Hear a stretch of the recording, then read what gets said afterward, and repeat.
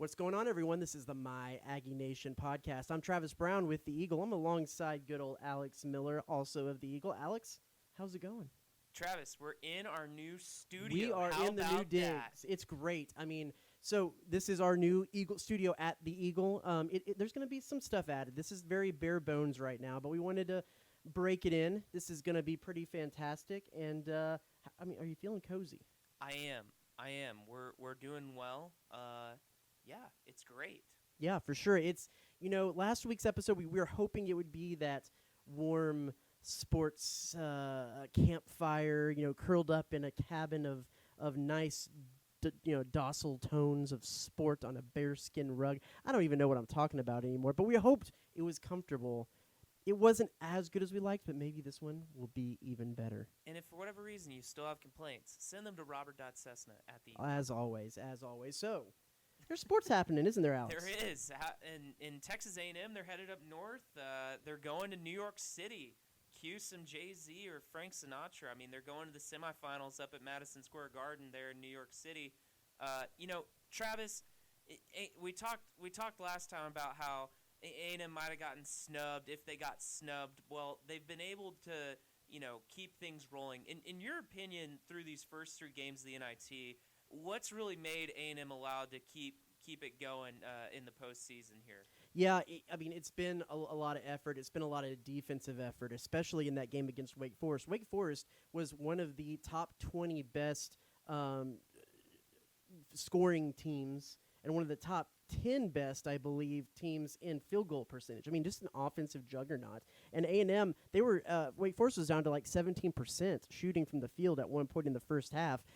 And A&M pretty much was a wire-to-wire winner. They were a wire-to-wire winner, and they wasn't even really close. It got down to about 9 points in the second, but it was all because of that defensive effort. Because offensively, they only shot, I want to say it was like 30-something, low 30% in that game, and they were 10 for 22 on layups. And then they were shot, I believe, high 50% from the free throw line. So it wasn't a great offensive game. It was a game that earlier in the season they probably would have lost because they just didn't shoot the ball. But that defensive effort was so good that they were able to minimize anything Wake Forest was able to do offensively. And, that's kind of been a staple. If you look through the conference tournament when they went on that run, they were shooting like above 50% from three-point range. And that was a good reason why they were able to stay in some of those really competitive games. And shooting always wins games, duh.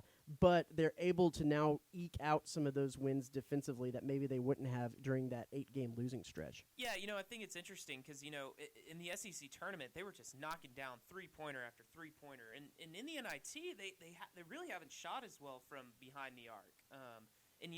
I feel like that first half against Wake Forest was just kind of the epitome of kind of the basketball that they're playing right now. Just from my vantage point, kind of watching from afar, throughout the middle of the season, Buzz was talking about how much they stress those ATOs and how they really weren't executing after that. Just from my perspective, I don't have necessarily the numbers to back it up, but it really seems like they're executing well out of those timeouts and inbounds plays and those possessions right there. I think to expand on that a little bit, one of the things that they have been doing is just they're executing Buzz's system a little bit better. I think with the way that they want to run, with the way Buzz Williams is able to run his teams at Virginia Tech when they are small, it has a lot to do with being in the right position, especially being in the right position for rebounding. And I think that because they had guys who didn't quite know where to be in the right spot, how to rebound well, they were having to go big a little bit during that stretch where they weren't so well with Ethan Henderson and Henry Coleman out there, and that takes away a little bit from having some of those shooters out there. But when you have a system now that changed a little bit, and you have a guy like Tyrese Radford who can play 1 through 4, and he has a little bit more adjustment in that he knows where to be. You have Manny Obaseki who has been able to play 1 through 4, and he can kind of get adjusted into the system and play good defense, be at good spots to help his team rebound. That's been the absolute difference in everything, is just having guys in the right positions. And I think that is something that has been seen through this last little stretches. I think a lot of the concepts that Buzz is trying to teach them when it comes to rebounding, when it's coming to positioning, when it's coming to starting possessions in the right way, that's where A&M has excelled lately. Well, the NIT field, it's been pretty competitive so far, I feel like. There's been some good games out there. Looking at who A&M might face down the road and who they're going to face next Tuesday, Washington State, is that right? Yeah. Yeah. What are you kind of seeing from this Final Four bracket? And on the other side, that other semifinal game should be pretty good as well. Yeah, it's Xavier and St. Bonaventure. Washington State went into Provo against a pretty good BYU team and kind of boat raced them through most of it. So I think when you get this far in the bracket, you have teams that are hungry. You have teams that a lot of times it's these teams that, like A&M, really put together a strong end-of-the-season run and are a different team than maybe they were when the last couple of weeks of consideration with the tournament. Man, it just feels to me like, and I know this is going to sound slightly homerish, and I don't mean that, but this A&M team seems a little bit like a team of destiny. I mean, with how they were left out of the tournament, with how Buzz didn't even really have them set up a practice for Alcorn State yeah. because of everything that went on before that, and then to come back in and have this team reset. I mean, I was talking to someone the other day during the Wake Forest game, and they were asking me a little bit about kind of how we do our job and right. And of course, we're the unbiased media. We don't root for a team. You sometimes it's hard not to root for some of the players, but you don't really root for the players, but you do root for your story. And so you're sitting out there looking and say, well, A&M, they've led this whole game, but it got cut down to 9. And you know what would be great? What if Hassan Diarra, the New York City native, comes in and tears it up? Well, he hits 2 threes to widen the gap, and it never gets below double digits after that. And so it's cool to be able to see how some of those instances where, like, the right story just happened to step in.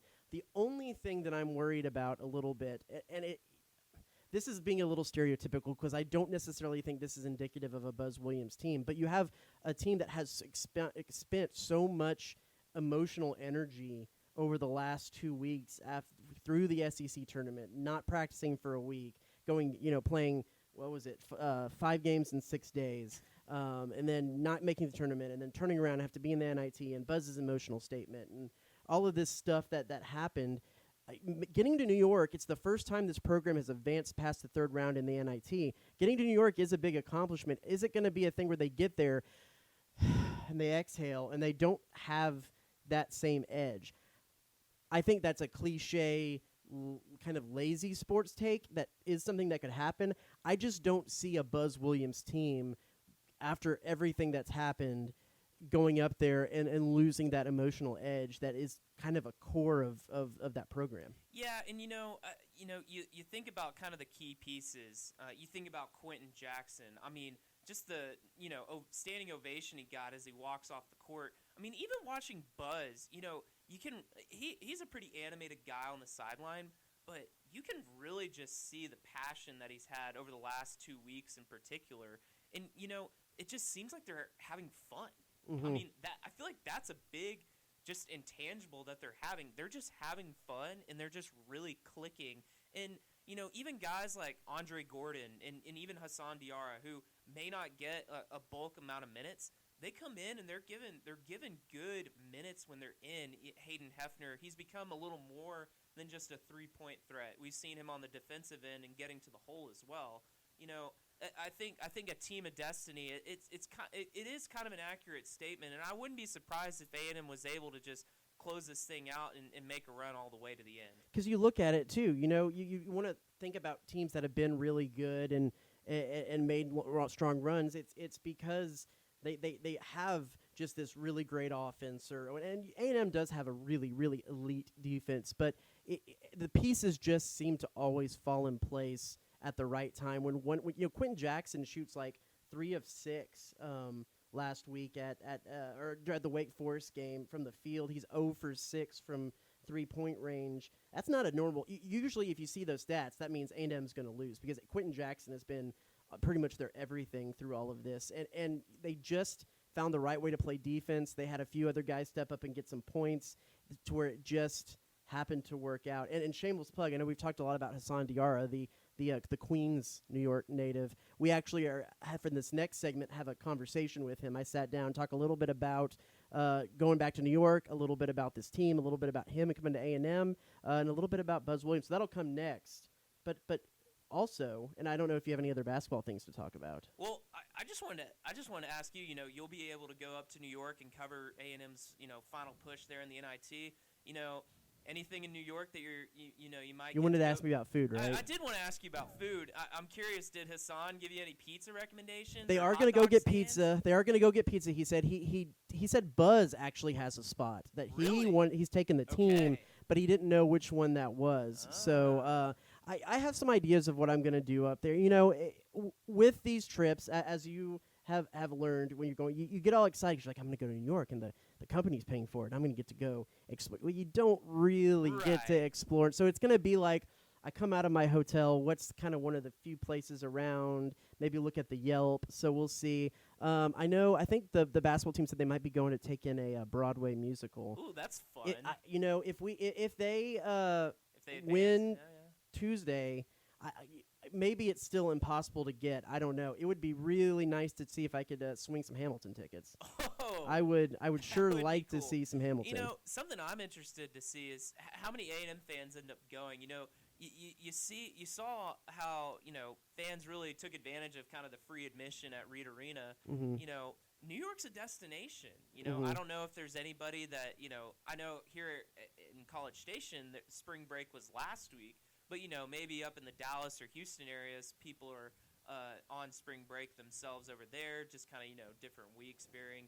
But at the same time, New York is a destination trip. Mm-hmm. I mean, you can make a whole long week out of that. Which would be cool. Yeah, it'll and be Madison interesting. Square Garden. I mean, that's a great place to watch a basketball Well, game if you're going to watch one. I know people like to crap on the NIT as a consolation tournament, but it has a history, especially being at Madison Square Garden. It has its own little aura of what goes on up there. And if the first 3 rounds might be a little bit of whatever, but if you're in that Final Four and you get to go to Madison Square Garden, which by the way, news broke this week that they at least for the next 2 years they're going to put out a bidding process and might move that around. And man, that's a shame, because I think that's something that does make it separate. Is it has that destination. It has that. It feels.